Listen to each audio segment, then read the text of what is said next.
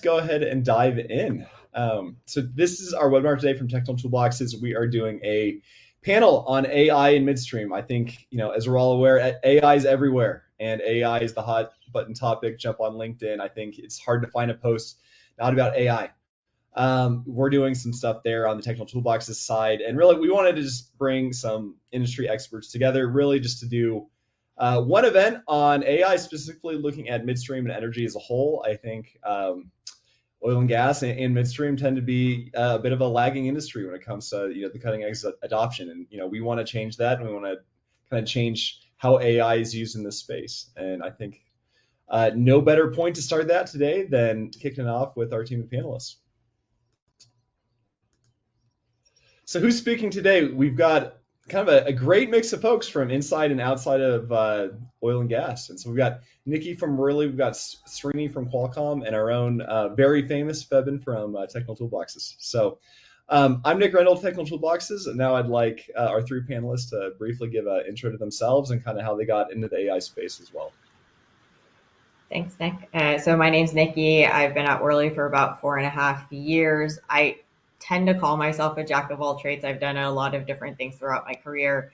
I've sort of found myself in the AI space probably about 3-ish years ago. I was part of Worley's transformation to identify what are the tools of the future, if you will, how are we going to use them, and how do we go to market using them.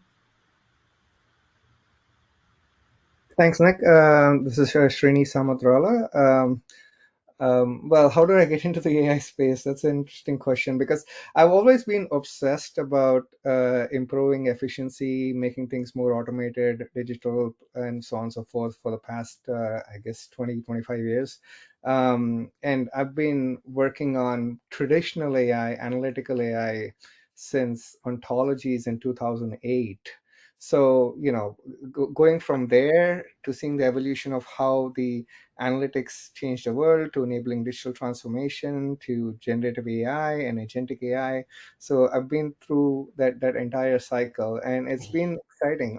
I'm obsessed with not just enabling AI for the sake of enabling AI, but enabling AI to meet industrial needs of the industry, whether it's oil and gas, whether it is improving operational efficiencies and logistics, and so on and so forth. So I've been entrenched in this world for quite a while, and I love it. Awesome.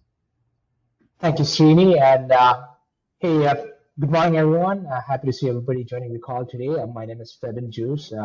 I'm Director of Product at Technical Toolboxes, and it's interesting, how I got into AI. I was an engineer by background, was in the upstream space, then transitioned to the midstream space, and then got a chance to lead Technical Toolboxes in the product role. So we were looking at ways in which we could identify and impart values for our customers. And one of the core themes was essentially because we were seeing a lot of work being done that's critical to the engineering space, and a lot of redundancies in the pre-screening and the post-screening. So the engineer in me is always part lazy, part smart. We just want to see how we can effectively utilize that time, and how can we avoid redundancies. And that's how I started getting into it, because I used it for my initial workflows to improve myself. And then, we were like, hey, what's the next thing that we can do from a product standpoint? Because we were looking at all our products, and a lot of the products could have places where we could give the right kind of framework of knowledge that would then make our engineers smarter and take that decision framework to the next level. And that's what excites me about AI, and happy to be joining Srini and Nikki in paneling and leading the discussions here. Awesome. Thank you, Febin. Okay. Looking at kind of where we're headed today. So really there's 4 main buckets we want to look at in terms of AI in the midstream and energy industry as a whole. First off, it's the foundations, right? It's what do you need within your organization to be successful with AI? It is not just, I think, dive into Chat GPT and call it a day and you're off to the races. There's quite a bit more for that, especially when you're scaling at the organizational level. Next, we specifically want to look at some use cases within our industry, within the midstream space, within energy, and folks that might be doing it today and might want to do more in the future.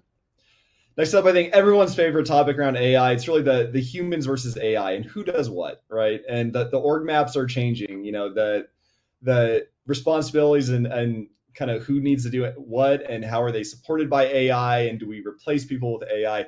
Very hot button topic and something that we'll take a look at within our space. And lastly, the road ahead. And this is a very difficult topic to answer just because month by month, AI is changing so rapidly. But I think this is prediction time, and for the panel to look at their crystal balls and where they expect AI to go in the midstream space. And lastly, again, I'll reiterate one more time, we do want to hear from all of you. So there is a Q&A box on the upper right. We're going to reserve some time at the end to answer your questions on AI. I think that's why you all are here, is to kind of hear about your space specifically and what you can do within your org to get off and running there. So with that, we will dive into the foundations portion first. So I think what we want to look at here, really just basic question, what should energy companies consider before implementing their own internal AI strategy today? Cool. So I'm going to come in with a perspective on problems that we see more closely to what our customers are seeing. I mean, so one of the things is essentially figuring out from our customer base on, hey, what are some core 2 to 3 painful problems that we see across the board that we can start off. We can essentially build a consensus on what is that standardized process to solve that for them. And the next thing in our framework of working that we do is you can have a good AI model, you can have a good framework, but you need good data to support the decision making. So where's the data coming in? In our case, I mean, we want good ILI data, we want good SCADA data, we want good GIS data to essentially pinpoint where that problem is, what that problem is, and how well or effectively we could solve it. Once we have that, and once we have these two things, I mean, the next and the most important thing for us is we call this, hey, how is our backend? Do we have a robust backend to handle this large amount of data coming in, large amount of data being used effectively to essentially get to it? Are these labeled properly so that, I mean, the machine learning operations can happen? So those are the kind of things that we need to be prepared from our side to essentially take us to the next level of AI roadmap and the road ahead. Once it's all done, I mean, we would want to also think about it from internally. I mean, since we are talking about from our org structure and how we are looking at problems, I mean, we want to essentially have some form of a light governance. People make the decisions and people make better products, and having an ownership always helps. Having ownership means, I mean, you can have measurable improvements that could essentially mean whether the project is going in the right direction or the wrong direction. So those are the kind of things that we usually look into as we framework the problem of how we can have an AI strategy in an org like us. I mean, that's really focused on the midstream space. Yeah, I look at it in a very similar point of view, right? So the two things I think would be the most important to consider are your strategic alignment. So AI should serve a clear business priority, right? Cost reduction, reliability, new revenue stream, whatever that is for you, right? Rather than adopting it for its own sake. And then I think the second one is data readiness. Do you have the right data? Is your data at the right quality? Are you even collecting the right data, right? Because if you're not, the AI is not going to give you insights, right? It's not a magic black box. Yeah, being an AI practitioner evangelist, I want to come in with a different point of view here in terms of, I think when trying to adopt AI, you should actually look at AI very critically. In one, what is that AI going to do for you? And that's what will help you define that problem, whatever problem you're trying to solve. Typically, it's about improving safety, improving operational efficiency, reducing cost of operations, giving you better visibility into what's happening. And once you start looking at that from a perspective of how is AI going to help me, that's when you're going to start looking at your operational processes, your data, like Nikki and Febin talked about. What's also important is making sure you have a proper list of expected outcomes. a lot of times what we found in the industry or with customers is that the outcomes don't match what AI can actually do in certain instances. Other things I think that are important as well is the investments that you're making versus the ROI that you're getting from there. You know, understanding how people and AI can work together. Maybe we'll talk about it in a while. Especially with Gen AI, things that you need to look at from a technology perspective are how do you manage hallucinations? How do you enable the guardrails? How do you look at the outcomes of your AI adoption? And how do you manage that better through it? It's a whole journey. So we need to make sure that organizations are prepared for that when taking the plunge. Okay, Srini, one thing you said that was interesting to me there. You said the outcomes don't always match what AI can do. So you're saying Yeah, sometimes these goals, like the pie in the sky goals of what they expect to happen, and then this magic AI box doesn't get you where you need to be. Or could you tell us a bit more about that? yeah. So there were a few projects we've done before where the customer just assumed, oh, look at this, generative AI is so good, it understands how it can answer questions and things like that. Let me throw all my data at it and ask it for an analytics. Guess what? It fails. It fails Yeah. pretty miserably, because if you're talking specifically about generative AI, especially this is about 2 years back, I want to say, the models were not as mature as they are today.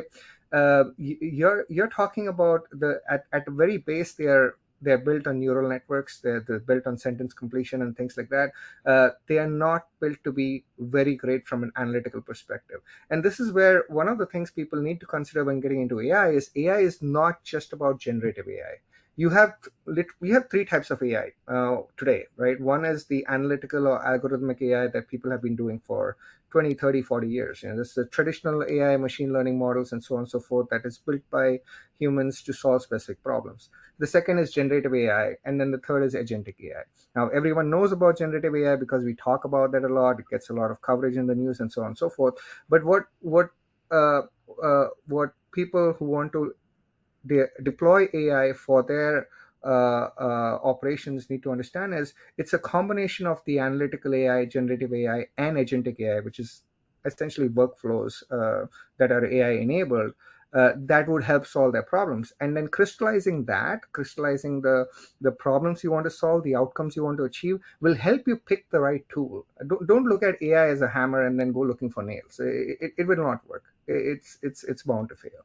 So it really is, there needs to be a lot of thought process around this to make sure that this is going to work, or you're at least set up for success. Got it. Okay. Talking specifically at data, and I think Febin had some tech difficulties, so he'll be back with us in a second. But Srini, I know you do a lot in the world of like the Internet of Things, and there's a lot going on, and I think one reason that there's potentially slower AI adoption within the energy space is there's so much going on, with physical physical assets and like all these data points and upstream and midstream and downstream that have to be tied together. Could you maybe tell us about the data sources and like how do you effectively feed this AI machine with all these data points from these assets that are frankly all around the world and at various stages of repair and everything? I love that question. Thank you. So this has been a challenge. I mean, to be very fair, and especially in the midstream and even upstream and downstream industries, because a lot of the work is done on paper, a lot of it, and it still happens today. Even so, this is where companies that are very successful with AI are the ones that have adopted IoT and digital a while back. When I say a while back, I'm talking about 10 years ago. If you look at any of the companies that are successful in either adopting AI or enabling AI, they have been doing AI even before generative AI released, which means that, of course, data is the backbone for AI to be successful. And I mean, this data comes from anywhere. So one of the things that we did in one of our projects to enable the new workers coming into the workforce to be more productive is we actually took manuals, operation processes, repair tech, safety procedures, and fed that into an AI model that was running on-prem, and basically enabled workers to ask questions. It kind of became a worker assistant of sorts, and ask questions about things like, okay, how do I start an equipment? What are the safety procedures I should follow? What equipment is this, for example, and how do I repair this? I see 3 green lights, 1 red light. What do I do? And we were able to use a combination of analytical and generative AI to answer those questions for the workers. But then it was hard to get that data. So one of the things we need to consider is that one is that, yes, getting all the historical data, that's one project that needs to happen. But the second aspect of it is that even the data that is you have currently, the operations data, all of that, being able to collect it automatically and feed that into the AI so that the models can get better at answering those questions, that requires a lot of the IoT integration, which of course I'm part of the IoT team in Qualcomm. We do a lot of that, whether it is connecting your equipment, whether it is using asset tracking, whether it is using video cameras for surveillance, and so on and so forth. And then the byproduct of that is that you have real-time visibility into what's going on from an operations perspective. So it's like, you do this for the AI, but then you also get better visibility into your operations as well. I think the underpinning of what Srini just said is that people consistently underestimate the data complexity that is required. And I think that there's a big element around how do we actually plan for that, right? Especially in energy, it's probably going to be a multi-source data integration, right? Because as Srini mentioned, a lot of things are still done on paper, in Excel, in a SCADA system, in an ERP, right? And so like, how do you get all of these things to feed into a model so that it is actually giving you a meaningful insight? And I think that data complexity is not talked about enough.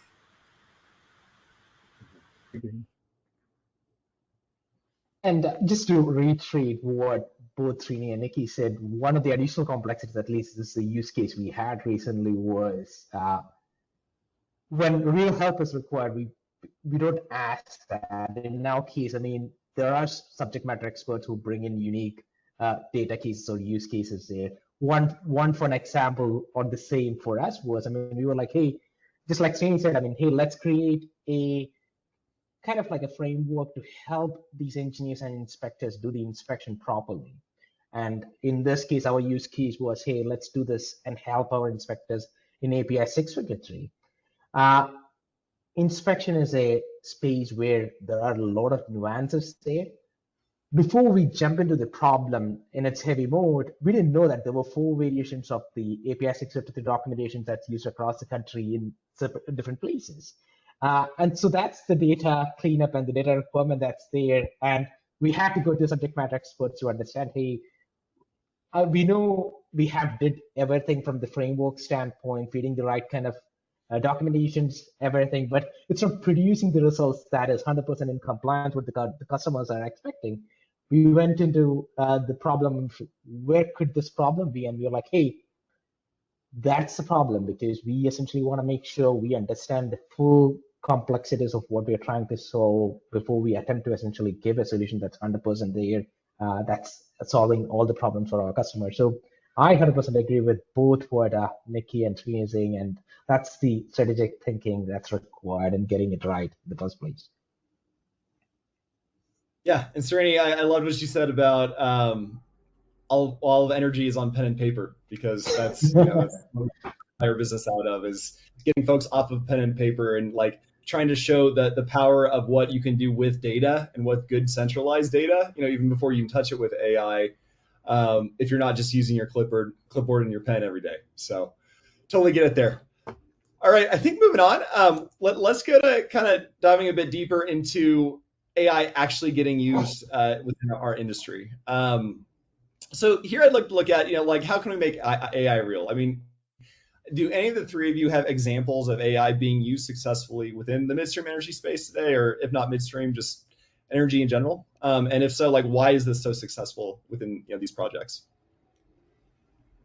Yeah, I can give an example that the Worley consulting team actually worked on recently. So they use a machine learning model to ingest inspection and alignment data, and they took, I think, they assessed 60 flow lines in 100 days, providing a dig repair program for the next 5 years. And so it was completing the assessment in hours rather than months, which is what's typically done, right? So for us, from a consulting perspective, right, that's a real outcome for a customer. That is time saved, right, and full visibility, enhanced compliance, right? So that was a real example that I think for us proved to be very successful, and like they've done multiple ones of that. But I actually just recently learned of this one because we just chatted about it. Oh, I love that. So it's better for Worley and faster results for the customer. So very nice. Yeah, for us, I mean, two successful projects that's kind of like in a place where, I mean, our customers are actively utilizing. One is around the documentations and the compliance piece, where uh, the AI is helping identify. I think we're losing Febin for a bit, possibly. Yeah, I think he just froze. I'll talk about one example in the meanwhile. And this is interesting because it's not generative AI per se. So I want to talk about drones, and maybe this is a good example of how things kind of come together. So Qualcomm does a lot of processors for drones. We also have our own drone program and drone solutions as well. And in addition to that, we do a lot of AI in video as well. So this is video analytics. Again, I'm talking about traditional CV models, AI kind of thing. Now, when you look at things like pipeline inspection, so one of our customers currently, what they were doing is they were using a fixed wing drone to fly to do a pipeline inspection, primarily from a safety security perspective. And that flight goes on for 4 hours. Flight comes back. After that, the technicians sit down and work on a report for about an hour and a half, 2 hours, looking at all the different incidents, and then trying to understand. Okay, I've seen this vehicle. Let's go zoom in, read the license plate. Let's check if this permit is allowed in this area, and so on and so forth. It's a tedious and it's a long and tedious process, and it happens every single day. Now, this is one of those use cases that is a very strong contender for AI to come in and solve problems. And I'll talk to you about all the three types of AIs in this case as well, that Qualcomm is able to solve. So one with the drone technologies, right now you have to fly that fixed wing aircraft. Qualcomm has autonomous drones that can have this fly along a path along the pipeline, even visually looking at it. And that's all traditional AI. That's the CV models, traditional AI I was talking about. Additionally, then using video AI, being able to identify from that height that this is a vehicle, being able to automatically zoom in, right? That's again part of the CV models as well. And then once that flight, even while that flight is going on, you can find, okay, this is the license plate, read that license plate using video language models or even traditional AI. That's where generative AI comes in a little bit. And then using that license plate, you can kick off a workflow. That's where agentic AI comes in and says, okay, I'm going to call this API on my permit system to check if this license plate is registered to be in this specific GPS location, and so on and so forth, and verify. And if it's good, then it's all good. If it's not, then you raise an alert. And as part of that alert, again, you kick off another agentic workflow that says, okay, inform the security personnel that this specific truck is there, all while the drone is in flight, by the way, right? And this is where the edge AI and edge compute from Qualcomm comes in. And now the best part is, while the VTOL is still flying and while it's completing its flight, and by the time it comes back down, you already have a report of that flight, because this is where generative AI comes in and says, okay, I picked up this incident, this incident, this incident, I've raised these alerts, I've kicked off these workflows, and this is a flight report for you. So two people don't have to work for 2 hours on a flight report every single day after every flight. right?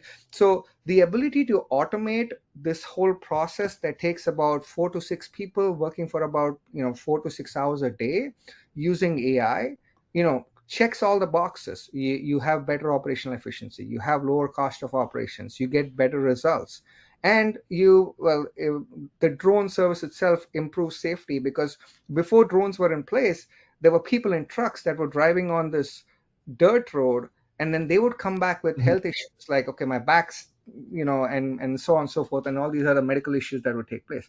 So this is one of those I guess unique confluence of use cases where all of these things come together very well. But yeah, there have been a lot of other success stories. I wanted to touch base on this.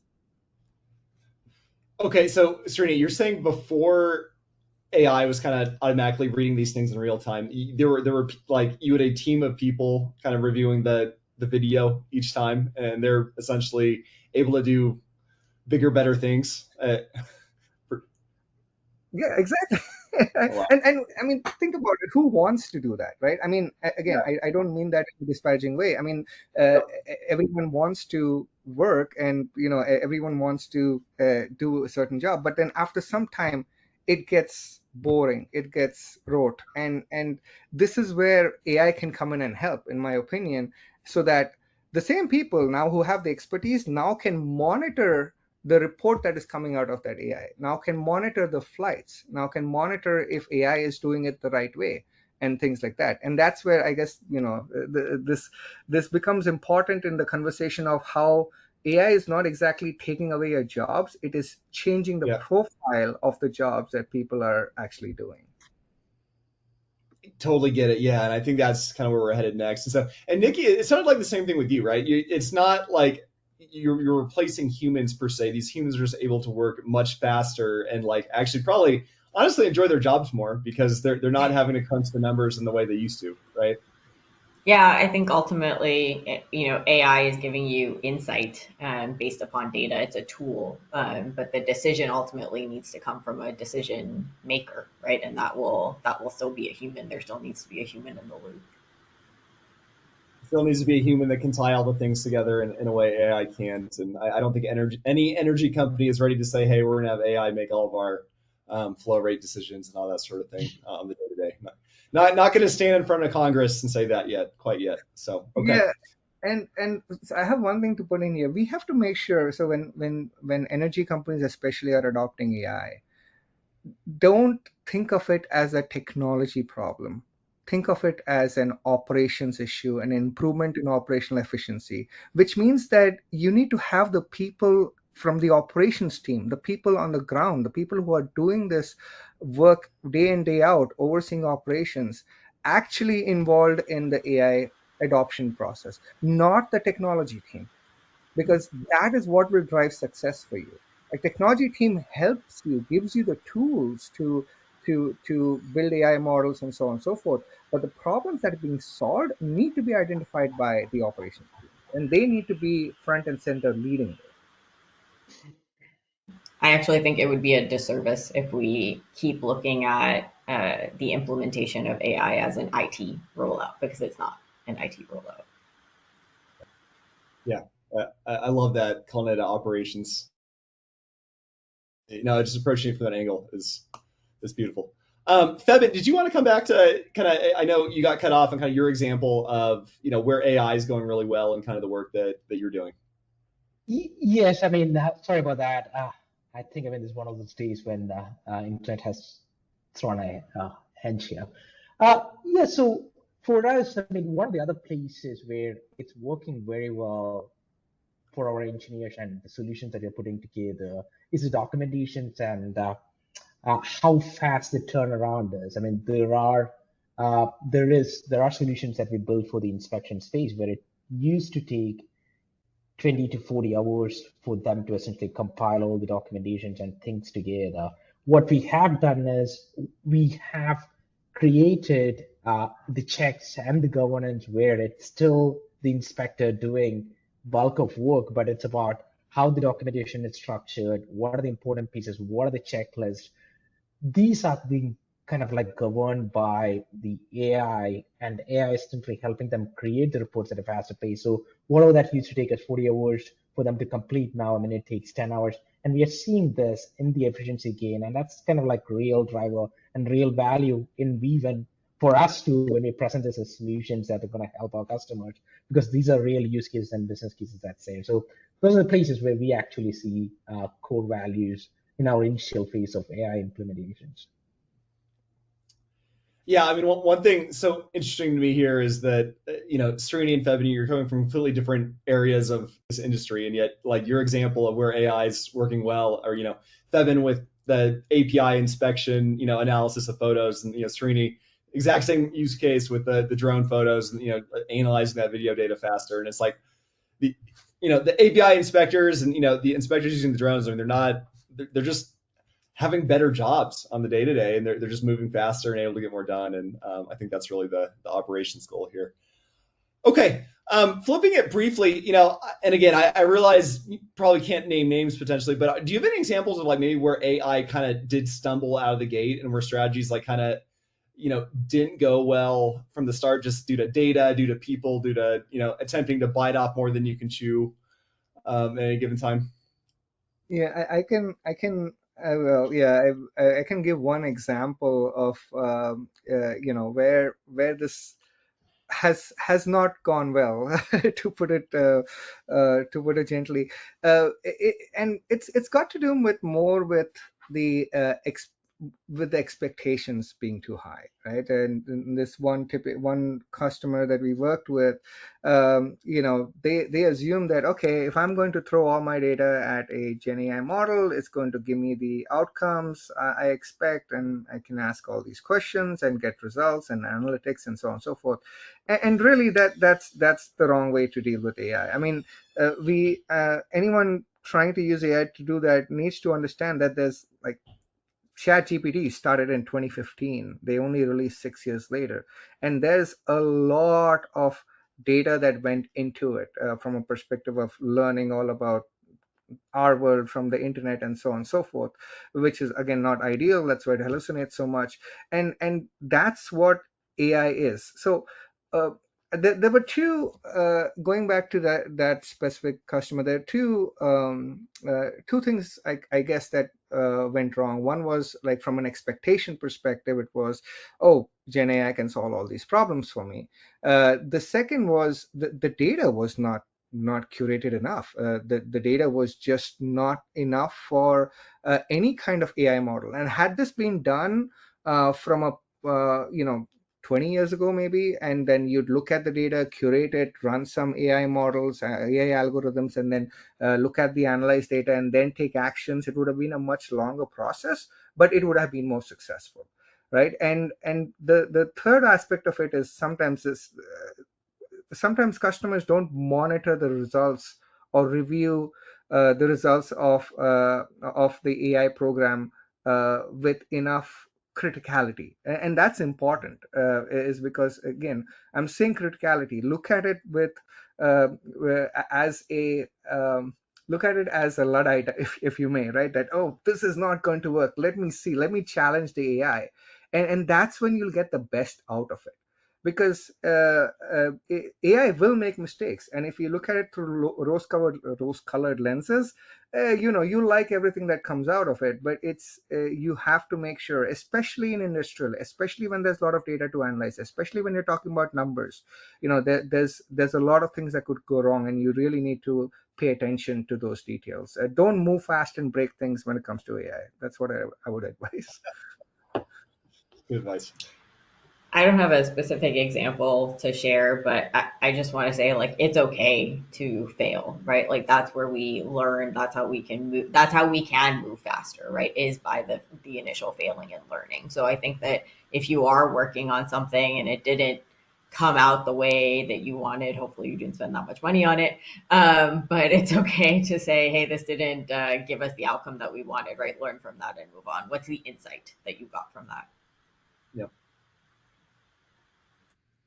Uh, and for me, I mean, I have a very contrarian view. I don't think of this as misses. I think about in a grand scale of things, are these really misses in the short time window that we are kind of like critically evaluating AI, uh, it's because, I mean, it's essentially what you read and what you understand, right? I mean, I'm just bringing into completely different examples, but to give a little bit of a piece of framework in how I think about the long journey that we have.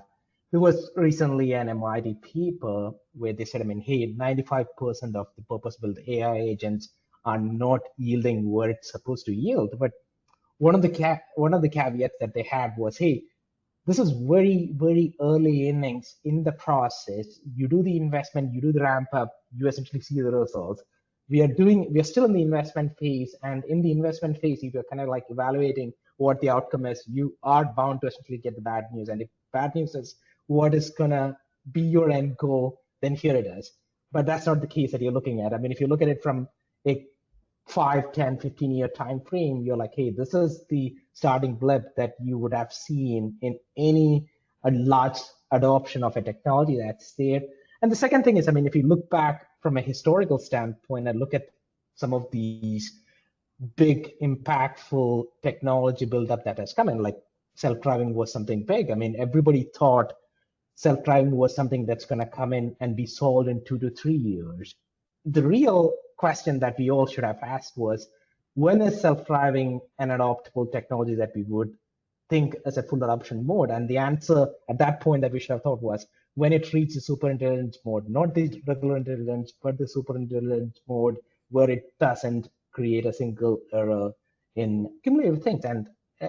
And you're seeing that. I mean, the time it takes to get the technology right, I'm very optimistic that we will get it right, but I'm kind of like a contrarian viewpointer that, I mean, it's not going to happen in the next 2 to 3 years, but it's going to happen in the 10 years. And that's the framework that I have in my mind. And so I would never consider this as technology misses. It's the blips in getting the things right in the long time frame that we currently have for this as a technology. Yeah, and There's no failures. There's just successes and learnings, right? success is That's learning. exactly, yeah.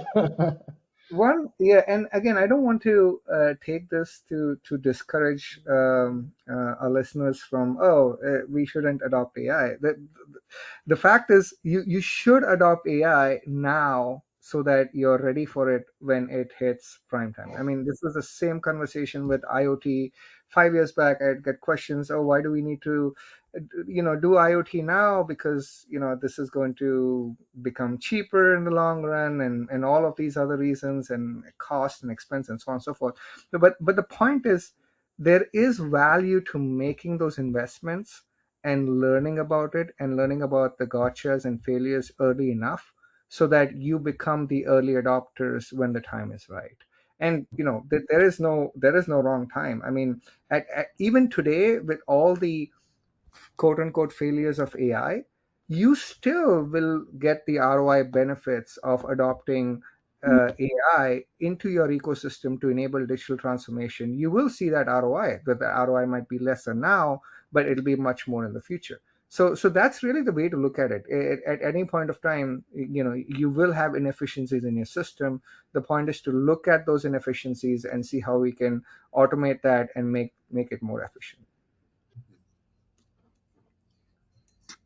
Okay, well, I think moving on to everyone's favorite topic here, the old AI versus humans discussion. So we've kind of touched on this already, and I think there's been some really positive points there that, a lot of cases, we're not eliminating jobs by adding AI. We're making the current jobs more productive and happier. But with that in mind, how should this kind of new org map be created for energy organizations looking to implement AI? Like, how is that process undertaken on who does what?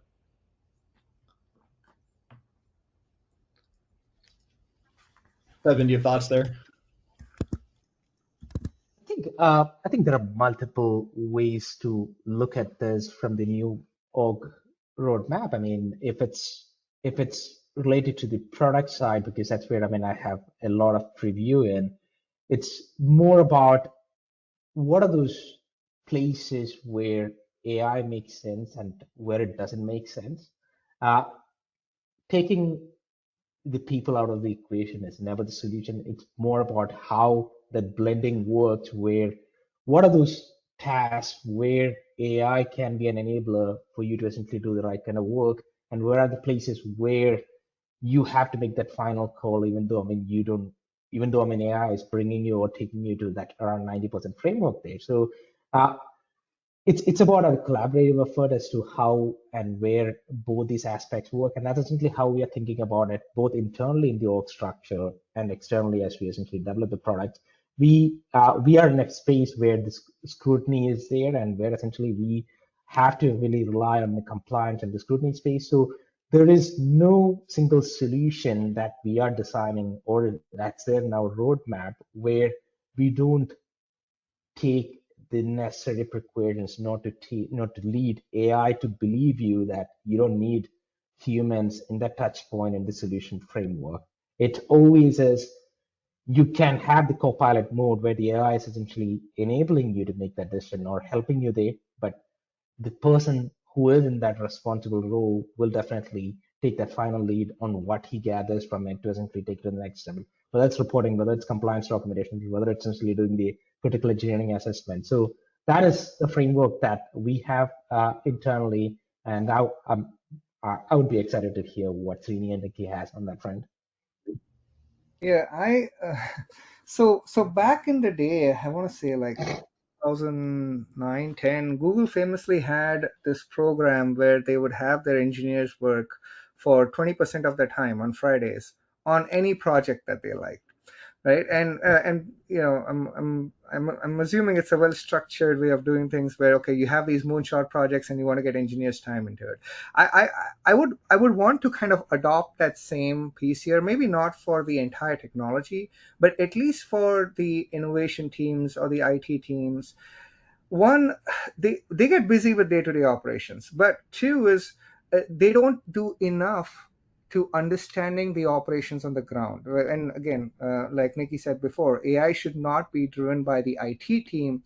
It should be more driven by the operations teams. And this is where maybe for organizations to start having their technology teams spend 20% of their time with the operations teams to understand what the problems really are. And also the operations teams spending 20% of the time with the technology teams to see how AI can solve their problems. That would really, really help, because AI is completely useless without the data, without the people, without the operations data, any of that. No, you can't do anything without any of that. And this confluence of getting people and technology together is really, really important. And this also, to your previous point about, oh, AI is taking away my jobs, changes that perception as well. So if you think about the new organization map or the new org structure of how these things can happen, it has to be that confluence of technology and people working in the ground. And the type of people have to be people who are critical of the inefficiencies in the operations process, or critical of that what AI can or cannot do for me, because through that is what you will get the results you need in terms of improving your operation efficiencies and also using AI correctly. I'm sure there's a company somewhere that has a chief AI officer. It shouldn't be that. It should be more like a chief AI operations officer or something that that combines these two things. So that's how I think it should be. Though, let's go ahead, Nikki, if you have any thoughts on this. Yeah, I was going to say, I think Srini actually hit on a really great point, right? I think what I've seen a lot in organizations is there's like a siloed AI team. There's a chief AI officer, or, and they have a dedicated data science team, right? And that just doesn't work, because that approach is similar to the, oh, this is an IT rollout kind of approach. And what we actually need to do is embed AI roles within business units, right? So it's about like, the operations team, has folks that understand AI and they operate, and they maybe report through the operations officer, or this framework of having AI champions that are distributed amongst the business, right? Where they understand the business process, they understand the pain, and they also maybe have a basic level of AI, right? So they can raise up maybe concerns that say, hey, there's an opportunity here to do better using AI. I love the term AI champions in the business teams. That's awesome, actually. Yeah, I love this AI operations concept for sure. Okay, and kind of touching on what you all said, I think we have found, especially in the in the energy space, there tend to be maybe more technology laggards than other industries. And there's probably a cultural shift that needs to happen. And do you have any advice, for leaders within these orgs that want to take apart this, take on this strategy, but also kind of make sure their employees are behind it and they don't feel like their jobs are being replaced and this is just, bit by bit taking away who they are and what they do. Any feedback there? So I would say, like, and again, in this conference about technology and operations, the way to look at this is the jobs that are more rote, that are more repetitive, that don't require a lot of what's the word I'm looking for? Um, it just gets boring over time. Those are the kind of activities and jobs, and there's a lot of that than you can imagine in the industry. Those are the type of jobs and activities that you would have AI really do. One is because, well, AI is really good at doing things repeatedly. Two is that repetition creates is a result of years of improvement in process to a point where you know that this is efficient, this is doable by machines. Or when I say AI, I also include robotics and humanoid and things like that in it. I mean, simple things like, and again, this may not apply to midstream really, but look, for an oil well that's out in the middle of the ocean, or in a shelf, or in the middle of a desert, there's some gauges and old meters and things like that. Can you have a humanoid with AI go look at the gauges and meters and turn valves and things like that a person wouldn't have to do, because then they'd have to drive like 200 miles out in the desert and do that activity and come back? Yeah, absolutely, that's possible. That's one of the things that enable autonomous oil wells of the future, and so on and so forth. So those are the kind of activities that, again, humans do not want to do. It becomes boring and repetitive, and it's a perfect fit for AI.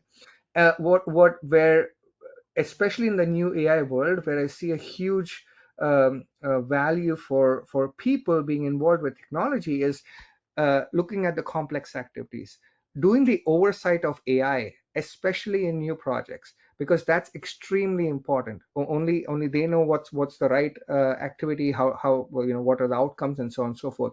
Reviewing that, critiquing the outputs, managing the outcomes, being able to come up with problems that AI can actually solve.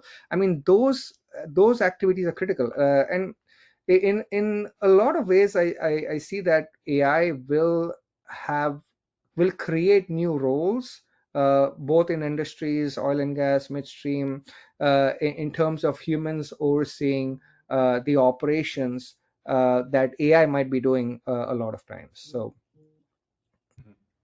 I think the worst thing we could do as leaders is dismiss the fear, right? So I think it's really important to say, like, hey, we understand that this fear exists. And then I think a lot of the things we've talked about around positioning AI as augmentation, not replacement, right? How do we upskill or reskill as appropriate? So I launched like a generative AI community of practice at Worley, right? And I grew it from 50 to 700. And it led by people whose jobs were not necessarily AI, but were just interested in learning about AI and just wanted to do better for themselves, right? And that was a road to upskilling or reskilling, depending on what their role was, right? So I'm sure every company has a learning platform, right? Go find some AI courses on the learning platform. Try to take some time to mess around with AI, maybe like in your personal life, right? Like learn. I think that's like the most important thing that we get to when we say, like, even when we say, oh, humans are going to do the higher value activities. Well, most of those higher value activities stem from curiosity, stem from asking the right questions, stem from being, curious. And I think a lot of that just comes from like an intrinsic desire to learn. So like lean into that. Yeah. Yeah, and sometimes seeing is believing. So taking cues from both Srini and Nikki here, one of the things that we do is we create active workshops. These are closed door workshops that we create, and we kind of create this SWOT analysis where we're like, hey, what are these low risk, repeatable tasks that you're doing that you wish somebody else could do it, and that somebody else is not available in your team? Those are the things that you can probably use AI to essentially solve that for you. And what are those tasks? Then it comes to the other side. Where are these high risk, really critical tasks where you as a person has to lead, and AI can essentially assemble and create the evidence for you so that you can do that?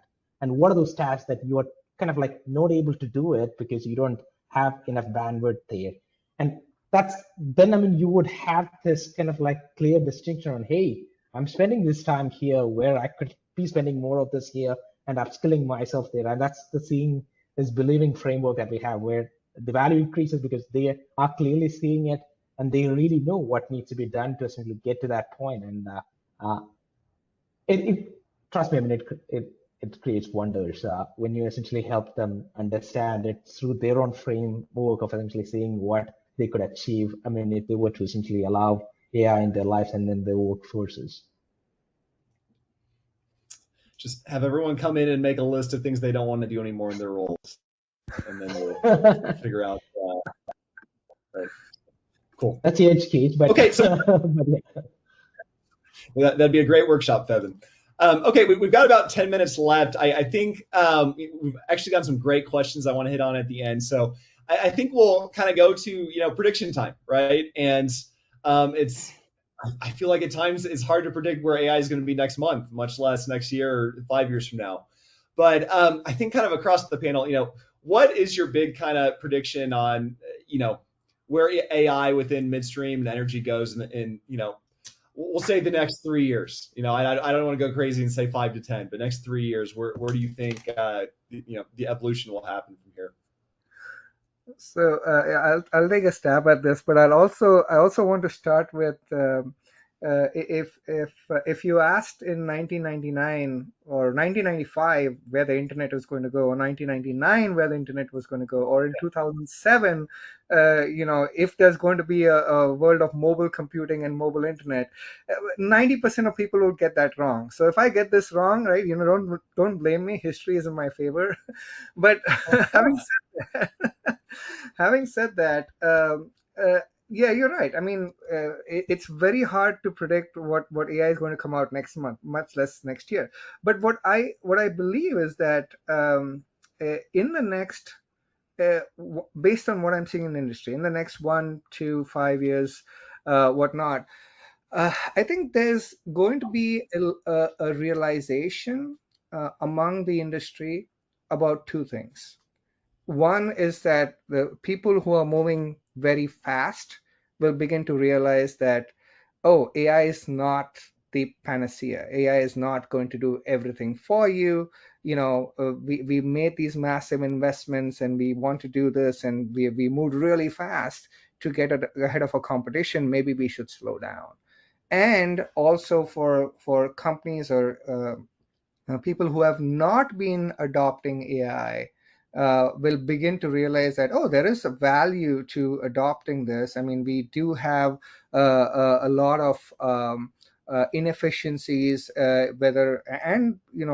potentially safety and so on and so forth issues that we should be doing. And I think that's a good thing in both cases, because it kind of is bringing everything to the middle. And I think that's where today's adoption of AI is kind of lopsided. There are some companies that are just taking everything on and not doing enough due diligence, moving too fast, breaking too many things, and maybe not learning from that. More importantly, so that's one aspect of it. The second aspect, in terms of where the technology is going, where AI innovation is going today. So if you look at AI today, a lot of that is focused on general intelligence. A lot of that is focused on learnings from, the history of human beings and civilizations and the internet and so on and so forth. Everything that these companies can get, and that's catering to a broader audience.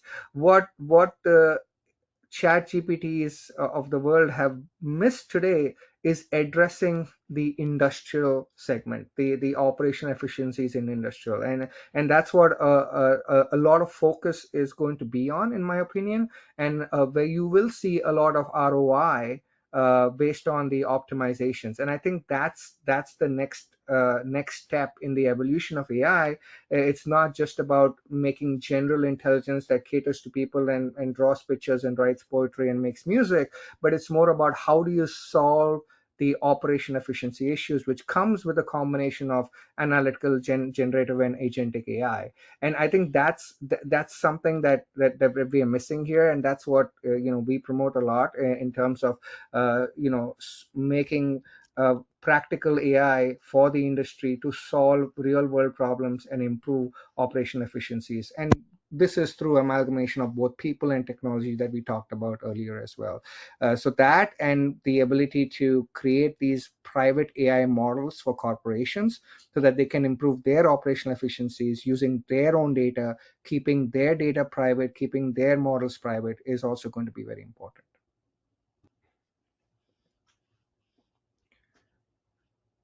So I'm going to take a safe bet here and go macro instead of micro, because nobody can predict what is going to happen in 1 or 2 years. But at some point in the future, I wouldn't be really surprised if a new version of the foundational model comes in that was completely written by the previous foundational model. So it would happen at some point. I don't want to say it.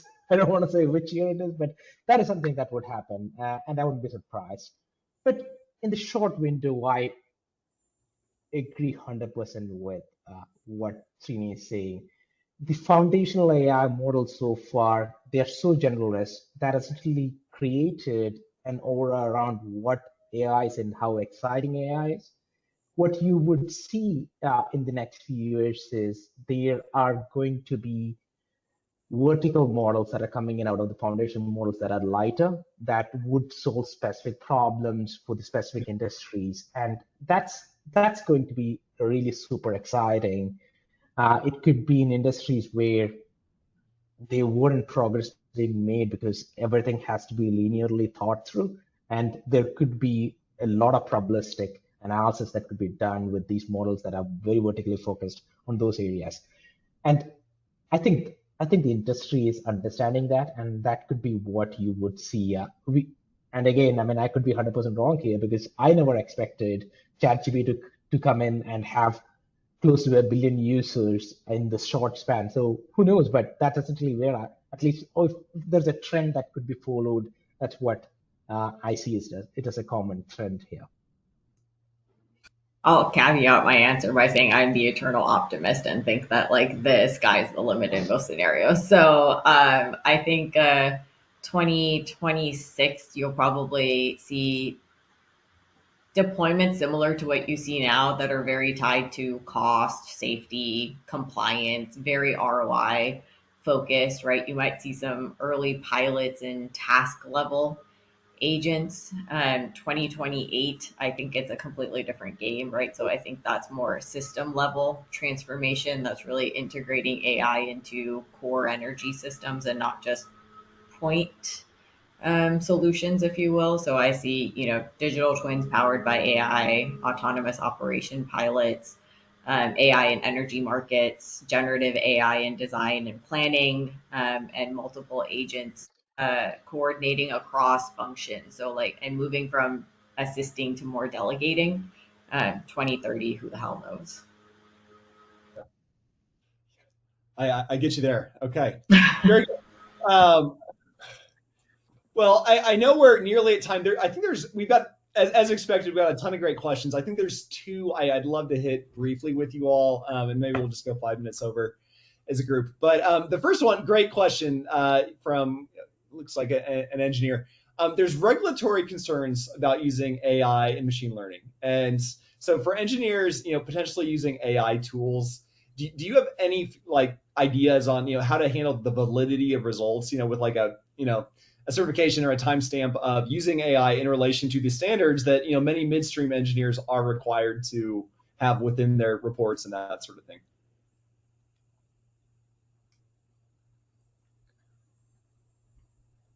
I'll take a Febin, stab, Srini, and then if yeah, you want yeah, to add. yeah. Yeah, so I think going back to the point that Srini and I made around, having AI sort of within the operations, I think that comes with a certain level of understanding of, well, how does this model actually work and how did I get to this answer, right? So there would be a certain level of base level understanding to say, yes, this is in line with, the things that are standard or the things that my industry is meant to use.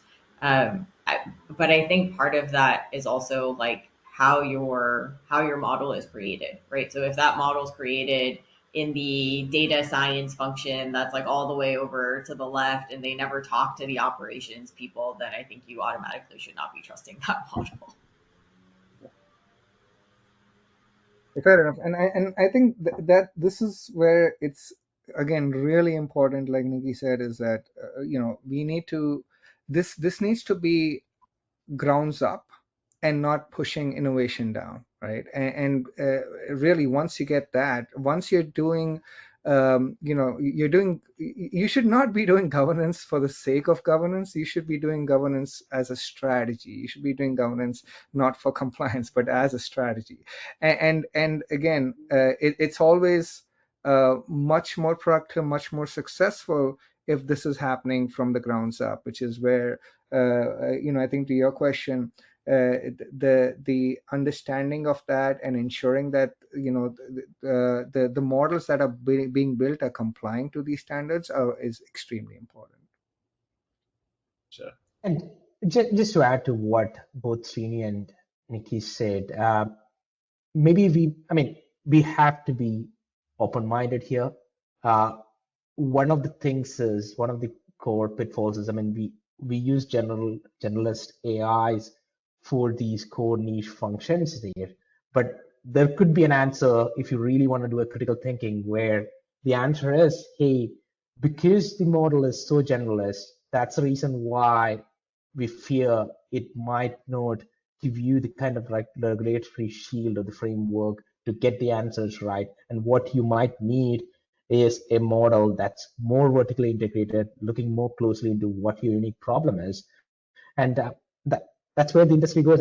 There's always a problem to solve. It's just about picking the right problem to solve. And we can look at it in both ways and maybe come to a conclusion there. Yeah, man, having the models kind of built in the regulatory standards, I think that's huge. That's a great point you all brought up. Okay, last question for today. I realize we have a bunch, and I think for the rest, we'll do our best to kind of answer those where we can offline. But great question to kind of end on that kind of ties everything together. So one question from Oaz, how do you manage and optimize investment in AI from a dollars and timing standpoint? So someone on this call just heard that this is amazing. I want to do this tomorrow. Where do you kind of start in terms, because we're not going to just go all in, right? Yeah. Kind of what would that process look like to really get going, kind of justify it to the powers that be? Yeah, that's a great question actually. So I think the simple answer is very, very carefully, but I want to elaborate on that as well. So it's not so again. Do not make investments in AI for the sake of making an investment in AI. It doesn't make any sense at all. And again, I hate to put it this way, but it's not that AI is going to solve all these problems for you, but you have to know, yes, there is a need for AI because all of these operations, all of these processes that we are following, they are not digitized enough, or they are not efficient enough. And one of the first things to look at is exactly that, right? Analyze your operations, analyze your processes, figure out where the repetitions are, where the inefficiencies are. And I look at it as three things that AI can help you enable. One is improve safety. Second is improve operational efficiency. Third is reduce cost. And when I say improve operational efficiency, I'm talking about improving productivity of your teams, productivity of the equipment you're using, productivity of the processes. And it can be anywhere. I mean, the good thing about AI is that it's kind of a horizontal technology that applies to multiple different things. Like you could be talking about improving predictive maintenance of vehicles and equipment. You could be talking about improving your logistics of your operations. You could be talking about improving inspections of your terminals with drones. You could be, and AI will apply there. Digitalization will apply there, but you need to sit and identify that. And it is going to be a journey. It is going to be a long process, as it should be, because the longer it is, the more thought you put into it. Measure 100 times, cut once. The more successful you'll get at it. So that's my advice. Yeah, I agree with everything Srini said. I'll just add that sometimes we get too stuck on the traditional definition of what is ROI, right? And sometimes you need to change that for your own use and purpose. That's true as well, because you might be making a lot of investments today, not seeing the same ROI, but then when that adoption goes to scale, that's when you see the 20x return on investment in the adopting the AI processes or technologies. AI is not a traditional capital project. That is correct. Yeah, and one more thing that I would add is it's also about the thinking process, how long you want to think and so backward, right? I mean, if your time frame is short, then there is always a reason to invest in small amount. I mean, if you are thinking of solving problems that you want to solve in a longer time frame, then the way to essentially work backwards is what are the OKR metrics that you are comfortable with in 1 year, 3 year, 5 year time frame there. So all I'm saying is, I mean, there could be multiple answers to the same question that you're asking. It's about what your comfort level is, and everybody has different risk appetite. So, and you will see that in the market. Yeah, and I like what he said as well. So here's one more suggestion, and we've done this in the past as well. Don't bite off more than you can chew. Don't think about the scale. Start small, and iterative and incremental is always the best way to go, especially with AI. I mean, you could be solving just one small problem. I'll give you an example of where we built a generative AI worker assistant app that just focused on, how do I help repair technicians? And then we grew from there to, okay, how do I add safety safety related use cases to this? What are the safety regulations to follow? And then you can keep adding more and more on top of that, because when you start with the small project, one, your investment is lower. Two, you will see the ROI more quickly. And three, once you start deploying it, you will start looking at more and more use cases. Oh, I can do this as well, because it's the same horizontal technology that's applied to different aspects of your business. So there's nothing wrong with starting small and then growing iterative and incrementally. That's possibly the better way to achieve success than to try to do a huge large scale operation. And there's a lot of risk out there. Yeah, makes total sense. Okay. Well, Nikki, Srini, Febin, this has been awesome. I hope for the audience still on, you kind of got some value out of this as kind of you look at your own AI strategies within the midstream, the energy space. We will send out the recording here either today or in the next couple business days if you want to share it with your organization. Otherwise, for the other questions we can get to, we'll try to answer those as well. But thanks again to our panelists, and thank you all to our attendees, and we wish you all a great day and great Labor Day weekend in the U.S. Thank you. Thank you so much, guys. Appreciate it. Thank you.